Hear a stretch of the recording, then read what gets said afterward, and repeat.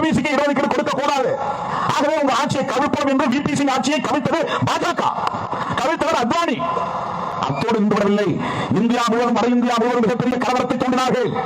பல்கலைக்கழக மாணவர்கள் எல்லாம், முன்னேறிய பார்ப்பன சமூகத்தை சார்ந்த மாணவர்கள் எல்லாம் நீதிக்கு வந்து போராடினார்கள். யாரை எதிர்த்து? மண்டல் பரிந்துரை கூடாது, ஓபிசிக்கு இடஒதுக்கீடு கூடாது என்று. அவ்வளவு பெரிய வன்முறை வெளியாட்டத்தை நடத்திய இயக்கம் RSS. இந்தியாவிலே ஒரு நாடு அவர்கள் பேரணி நடத்தியதில்லை கோரிக்கை மனு கொடுக்க. இந்தியாவிலே ஒருபோதும் அவர்கள் ஆர்ப்பாட்டம் நடத்தியதில்லை. நடைபட்டா கேட்டு நம்மை போல நீதி கட்டிக் கொடு என்று ஆர்ப்பாட்டம் நடத்தியதில்லை. அடிப்படை வசதி கேட்டு ஆர்ப்பாட்டம் நடத்தியதில்லை. ஆனால் ஒரே ஒரு முறை நீதிக்கு வந்து போராடினார்கள். BC MBCக்கு இடஒதுக்கீடு கொடுத்தது தவறு என்று நீதிக்கு வந்து போராடினார்கள். அத்துடன் நின்றுவிடவில்லை. அத்வானி தொடங்கினார் ரத யாத்திரை. எதற்கு எதிராக?